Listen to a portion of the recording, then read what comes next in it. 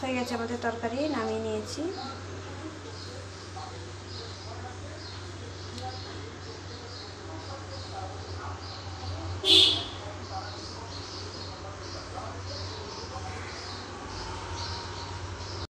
কড়াইতে তেল দিয়েছি,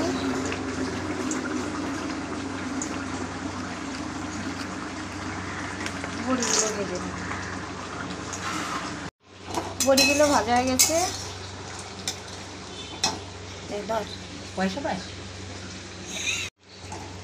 বড়িগুলো ভেজে নিয়েছি, এবার তুলে নেব।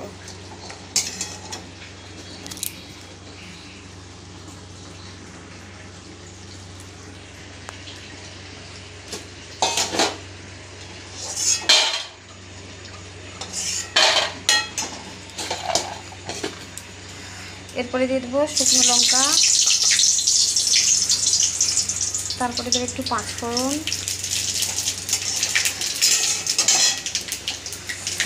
এখানটায় কেটে রেখেছি পাকা কুমড়ো, শিম, একটা ছোট্ট আলু আর মিষ্টি কুমড়ো, কয়েকটা কাঁচা লঙ্কা চিড়ে দিয়েছি। এবার এই তেলের মধ্যে দিয়ে দেবো।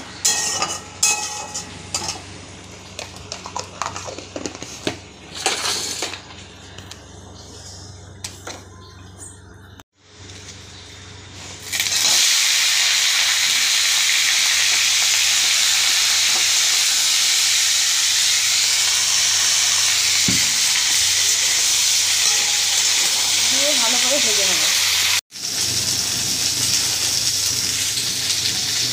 সবজিগুলো ভাজা হয়ে গেছে, ভালো করে ভেজে নিচ্ছি। এখানটায় লাল শাক কেটে একটু ধুয়ে নিয়েছি ভালো করে, এই লাল শাকগুলো দিয়ে দেবো।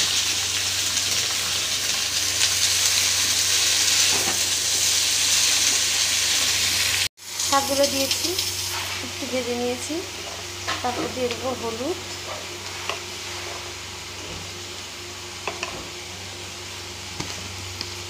আর দেবো পরিমাণ মতো নুন, মিষ্টি দেবো, একটু হয়ে যাবে তারপরে মিষ্টি দেবো। সব দিয়ে দিয়েছি, এবার চাপা দিয়ে দেবো।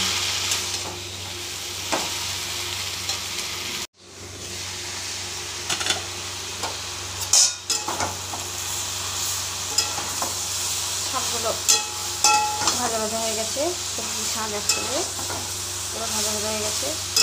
এর মধ্যে যারা যারা খায়, কেউ পোস্ত দিয়ে রান্না করে, কেউ সর্ষে বাটা দিয়ে রান্না করে।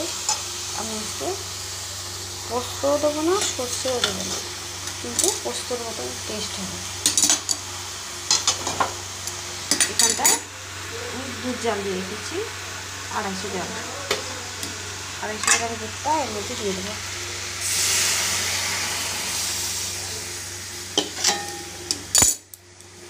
আর দিয়ে দেবো একটু বেশি করে মিষ্টি, তরকারিটা মিষ্টি মিষ্টি হবে।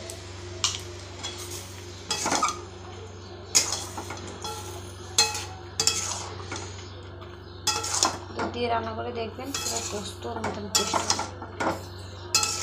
লাউ শাক দুধ দিয়ে।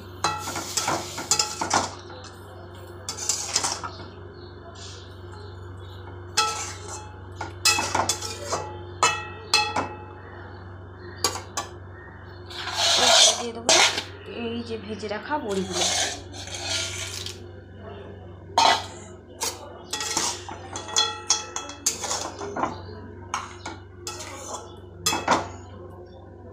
এখন চাপা দিয়ে দেবো। আমাদের তরকারি হয়ে গেছে, এটা নামাবো।